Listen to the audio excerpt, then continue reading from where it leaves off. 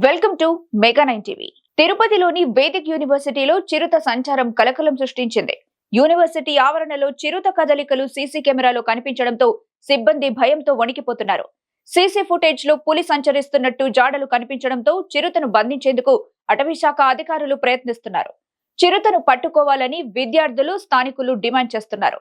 ఇక దీనికి సంబంధించిన మరింత సమాచారాన్ని మా ప్రతినిధి నారాయణ రెడ్డి అందిస్తారు. తిరుపతి అలిపిరి సమీపంలోని శ్రీ వెంకటేశ్వర వేద విశ్వవిద్యాలయం ఆవరణలో గత కొద్ది రోజులుగా చిరుత సంచారం కలకలం రేపుతోంది.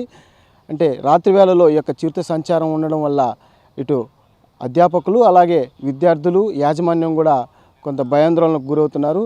గత కొద్ది రోజులుగా ఈ చిరుత సంచారాన్ని ఇక్కడ విధుల్లో ఉన్న సెక్యూరిటీ గార్డులు గుర్తించడం, అలాగే వారి కెమెరాల్లో బంధించి ఆ యొక్క ఫుటేజీలను కూడా అటవీ శాఖ అధికారులకు అలాగే టీటీడీ యాజమాన్యానికి కూడా చెప్పడం జరిగింది. దీనిపై ఇప్పటికే టీటీడీ అధికారులు, ఫారెస్ట్ అధికారులు అప్రమత్తమయ్యారు.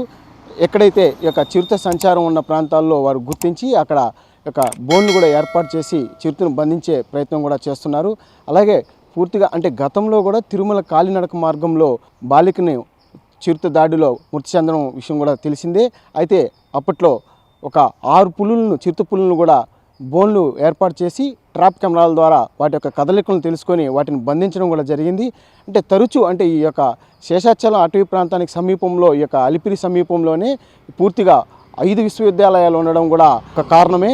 అందుకు ఇక అటవీ ప్రాంతంలో నుంచి పూర్తిగా ఈ యొక్క వన్యప్రాణులు అయితే ఏవైతే ఉన్నాయో జింకలు, అలాగే నక్కలు, తోడేళ్ళు, అలాగే దుప్పిలతో పాటు ఈ యొక్క చిరుతల సంచారం కూడా ఎక్కువగానే ఉన్నాయి. అంటే ఇవి సాధారణంగా కుక్కలను వేటాడుతూ లేదంటే వెంటాడుతూ వచ్చి ఈ యొక్క ప్రాంతాలకు వచ్చి వాటిని తీసుకెళ్తూ ఉంటాయి. వాటి ప్రయత్నంలోనే ఇక్కడ చిరుతపులి సంచారం కూడా ఎక్కువగా ఉన్నట్లుగా తెలుస్తుంది. గతంలో కూడా ఎస్వి యూనివర్సిటీ అలాగే అగ్రికల్చర్ కాలేజీ పరిధిలో కూడా ఈ యొక్క చిరుత సంచారం కదలికలను కూడా అటవీ శాఖ అధికారులు కూడా గుర్తించారు.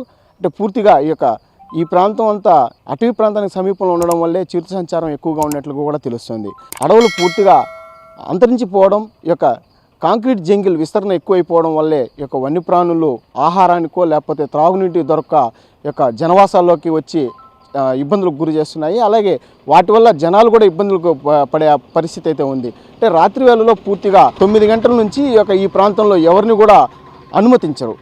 ఇప్పుడు ఉదయం 8 గంటల పైన మాత్రమే ఈ యొక్క గేట్లు కూడా తెరిచి వాళ్ళని అనుమతిస్తారు. అంటే నిత్యం ఈ ప్రాంతంలో జనసంచారం కూడా ఉంటుంది.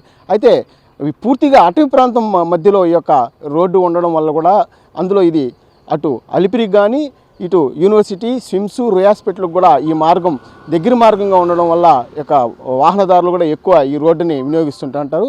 అయితే ఈ పులి సంచారం వల్ల కొంత స్థానికులు కానీ అలాగే ఇక్కడ ఉన్న చదువుకుంటున్న విద్యార్థులు కూడా కొంత భయాందోళనకు గురవుతున్నారు. వెంటనే ఆ చిరుతను బంధించి తమకు రక్షణ కలిగించాలని కూడా ఇక్కడ వేద పఠనం చేసే విద్యార్థులు, అభ్యసించే విద్యార్థులు కూడా చెప్తున్నారు. కెమెరామెన్ సురేష్తో నారాయణ, మెగా 9 టీవీ, తిరుపతి జిల్లా.